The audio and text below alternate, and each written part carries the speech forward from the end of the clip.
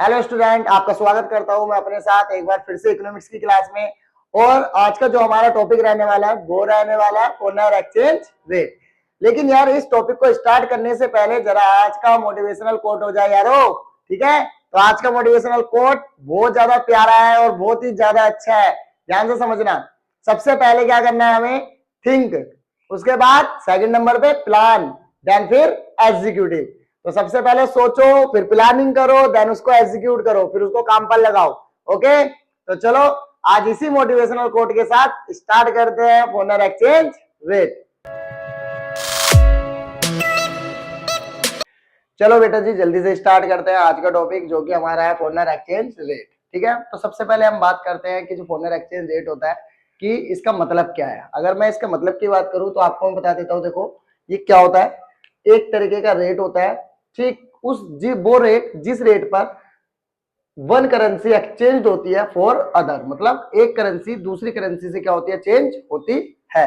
ठीक है, तो जैसे कि लाइक एक एग्जांपल के तौर पर अगर मैं बात करूं, हमारे एक एग्जांपल है जैसे कि इंडियन रुपीज, ठीक है, इंटरचेंज कर रहा है किसके साथ, यूएसए डॉलर के साथ। किस रेट पर कि ₹1 जो होगा हमारे, मतलब हमारा जो इंडिया का ₹1 है वो कितने के बराबर होगा डॉलर में, 0.12, ठीक है, $8 के बराबर होगा। तो ये एक रेट हमारा क्या है, मान लो एक्सचेंज रेट है ये, जिस रेट पर हम क्या कर रहे हैं, अपनी डोमेस्टिक करेंसी को यूएसए डॉलर के साथ एक्सचेंज कर रहे हैं। क्लियर।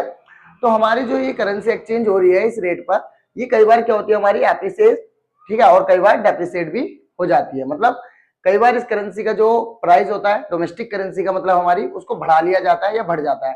ठीक है, और डेप्रिसिएशन में क्या होता है, कई बार हमारी डोमेस्टिक करेंसी का जो रेट होता है वो डिक्रीज हो जाता है, जिसके कुछ इफेक्ट पड़ते हैं हमारे चीजों पर।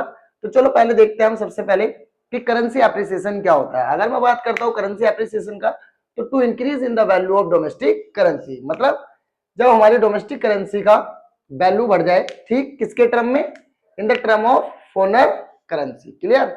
फॉरेन करेंसी के टर्म में अगर हमारी डोमेस्टिक करेंसी, जैसे कि लाइक हमारी डोमेस्टिक करेंसी क्या हुई, इंडियन रुपीज, क्लियर, और फॉरेन करेंसी लाइक कैसे हो गई, जैसे कि यूएसए डॉलर। अगर यूएसए डॉलर के टर्म में अगर हमारी करेंसी का प्राइस क्या हो जाता, बढ़ जाता है, तो वो समझ लो हमारे लिए क्या हुआ, एप्रिसिएशन हुआ। क्लियर। जैसे कि यहाँ पे देखो अभी ₹1 कैसे हमारा इक्वल है 0.2, ठीक है, 128 के बराबर। अगर वही मान लो हमारे ₹1 यहाँ पे ये 1 से मान लो 228 पे चला जाए, तो ये क्या हुआ, एप्रिसिएशन हो गया। क्लियर, क्योंकि हमारी करेंसी का जो रेट है वो बढ़ गया। क्लियर, इसलिए ऐसे। ओके, तो उसे कहते हैं एप्रिसिएशन होना। अब इसका कुछ इफेक्ट पड़ता है हमारे कुछ आइटम्स को लेकर या हमारी कुछ चीजों पर हमारी इकोनॉमी के अंदर। सबसे पहला क्या इफेक्ट होगा एप्रिसिएशन का, कि हमारा जो इंपोर्ट है वो काफी ज्यादा क्या हो जाता है, इंक्रीज हो जाता है, और वही हमारा जो एक्सपोर्ट है वो डिक्रीज हो जाता है। और वही अगर हम देखें तो नेशनल इनकम भी हमारी क्या हो जाती है, डिक्रीज हो जाती है एप्रिसिएशन की कंडीशन में। ओके, चलो अब वही बात करते हैं हम, जब करेंसी हमारी डेप्रिसिएट करती है तो उसमें क्या होता है, जस्ट वही हमारी डोमेस्टिक करेंसी क्या होती है, फॉरेन करेंसी के टर्म में डिक्रीज हो जाती है, उसे हम कहते हैं क्या, करेंसी डेप्रिसिएशन। ओके, इसका भी कुछ इफेक्ट पड़ता है, जैसे कि decrease in imports and increase in export और increase in national income. Okay, तो कुछ इस प्रकार से हमारा करेंसी एप्रिसिएशन और करेंसी डेप्रिसिएशन, ठीक है, इफेक्ट डालते हैं हमारे कुछ इंपोर्ट एक्सपोर्ट और नेशनल इनकम पर। क्लियर है। तो चलो इसका स्क्रीनशॉट ले लो जल्दी से। अब हम बात करेंगे कि जो एक्सचेंज रेट होते हैं उसके ना कुछ टाइप्स होते हैं। ठीक है, किस तरीके से मतलब हमारा जो ये एक्सचेंज रेट है वो फिक्स किया जाता है। ठीक है, वो अब जरा हम देख लेते हैं जल्दी से। 75 years later. तो चलो बेटा जी जल्दी से अब हम इसके टाइप्स पढ़ लेते हैं कि फॉरेन एक्सचेंज रेट के टाइप्स कितने होते हैं, ठीक है, या क्या होते हैं। तो मैं आपको बता देता हूँ, फॉरेन जो एक्सचेंज रेट है उसके 3 टाइप्स होते हैं। ठीक है, तो जिसमें से हम सबसे पहला पढ़ने वाले हैं जो है हमारा फिक्स्ड एक्सचेंज रेट सिस्टम। तो देखो इसके अंदर क्या होता है आपको मैं बता देता हूँ, नाम से ही पता लग रहा है फिक्स्ड है, इसका मतलब इसके अंदर रेट को क्या कराया जा रहा है, एकदम फिक्स्ड करता जा रहा है, एकदम फिक्स कर दिया गया है। ठीक है, जो चेंज नहीं होने वाला। ओके, और ऐसा काम कौन करता है, आपका गवर्नमेंट करती है, ये रेट जो फिक्स होता है। ठीक है, देखो to a system in which exchange rate for a currency is fixed by the government. तो एक्सचेंज रेट जो था करेंसी का, डोमेस्टिक करेंसी का फॉरेन करेंसी की टर्म में, वो गवर्नमेंट के द्वारा क्या कर दिया गया, फिक्स कर दिया गया। ओके, वही अब बात करें ऐसा क्यों किया गया, ऐसे इसलिए किया गया ताकि स्टेबिलिटी बन जाए किसके अंदर, फॉरेन ट्रेड और कैपिटल मूवमेंट के अंदर कंट्री में। फिर उसके बाद और किस लिए किया गया, इसलिए भी किया गया ताकि आपकी फॉरेन करेंसी को खरीदा जा सके एट बिकर टाइम, जब रेट बिकर चल रहा हो फॉरेन करेंसी का, तो उस टाइम पे कंट्री जो हमारी वो खरीद सके उसको, और एज अ फॉरेन करेंसी को स्ट्रॉन्गर रेट पर क्या कर सके, बेच सके, जिससे कि एक बेनिफिट मिलेगा, हमें एक प्रॉफिट मिलेगा इस बीच के डिफरेंस से, है ना। सस्ते पे खरीदा, महंगे पे उसको बेच दिया, सेल कर दिया, क्लियर। वहीं आगे बात करना पड़ता है यहाँ पे मेंटेन द लार्ज रिजर्व, लेकिन इसके बहुत बड़ी डीमेरिट्स ये है, देखो दो मेरिट्स तो आपके लिए फायदे किए, देखो सबसे पहला कि स्टेबिलिटी बनाता है, ओके, पहला मेरिट। दूसरा मेरिट कि बिकर रेट पे खरीद के एज ए स्ट्रॉन्गर रेट पर हम बेच देते हैं, दो फायदे हैं इसके, इस वाले सिस्टम के। बट भाई इसका ना डीमेरिट्स भी है यार। डीमेरिट्स क्या है, देखो डीमेरिट्स है इसका कि इसमें ना लार्ज रिजर्व रखना पड़ता है हमें फॉरेन करेंसी का, मतलब बहुत ज्यादा रिजर्व रखना पड़ता है हमें फॉरेन करेंसी का लेकर, ओके। तो ये हमारे लिए डीमेरिट्स है सिस्टम का। उसके बाद to keeps value of domestic currency fix in the term of some external standard.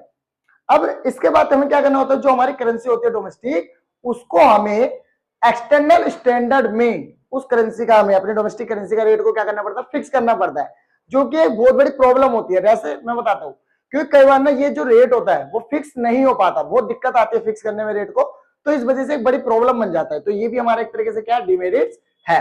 अब एक्सटर्नल स्टैंडर्ड कुछ भी हो सकता है, देखो जैसे कि लाइक गोल्ड के टर्म में, या किसी अनदर करेंसी के टर्म में, या सिल्वर के टर्म में, किसी भी टर्म में जब हम कर रहे हैं, ठीक है, उसे हम एक स्टैंडर्ड कहते हैं। तो एक्सटर्नल स्टैंडर्ड हम इन्हीं को ही कहते हैं, ठीक है, कि गोल्ड हो गया आपका, करेंसी हो गई अदर करेंसी की, या सिल्वर वगैरह ये सब, ओके। वही अगर मैं बात करूं आगे, डोमेस्टिक करेंसी टाइड अप हो जाती है किसके साथ, अनदर करेंसी के साथ। जब हमारी डोमेस्टिक करेंसी किसी दूसरी कंट्री के साथ टाइड अप हो जाए, मींस बराबर पड़ जाए, तो उसे हम कहते हैं पैगिंग होना, ठीक है, क्या, पैगिंग। उसके बाद to currency is fixed in the term of some other currency, तो इसे हम कहते हैं पेरिटी वैल्यू। जब हम अपनी करेंसी को किसी दूसरी करेंसी के टर्म में क्या करते हैं, वैल्यू को मेजर करते हैं, तो उसे हम कहते हैं पेरिटी वैल्यू, ये फिक्स्ड कर देते हैं उसकी वैल्यू को, ओके, तो उसे हम पेरिटी वैल्यू कहते हैं। तो ये कुछ फिक्स्ड एक्सचेंज रेट सिस्टम से रिलेटेड है। जैसे मैं आपको यहाँ पे बता ही चुका हूँ, ये मेरिट्स है, ये भी मेरिट्स है, ये डीमेरिट्स है, ये भी डीमेरिट्स है, और ये नीचे वाले भी आपको डीमेरिट्स में या मेरिट्स में जिसमें भी आपको लेना ले सकते हो, ठीक है। बाकी दो मैंने आपको मेरिट्स और डीमेरिट्स बता दिए, ओके। चलो अब हम इसका पढ़ते हैं सेकंड सिस्टम, लेकिन उससे पहले मैं आपको एक चीज और बता देता हूँ। पहले जो चलता था ना, पता क्या स्टैंडर्ड जो चलता था, वो चलता था गोल्ड स्टैंडर्ड, गोल्ड, ठीक है, सोने का।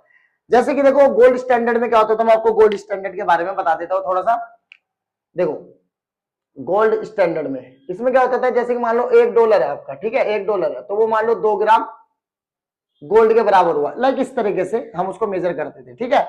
अब लेकिन हमारा चल रहा है ब्रिटेन वुड सिस्टम चल रहा है अभी, और जिसके अंदर हम अपनी डोमेस्टिक करेंसी को हमेशा डॉलर में ही क्या करते हैं, मेजर करते हैं, ओके।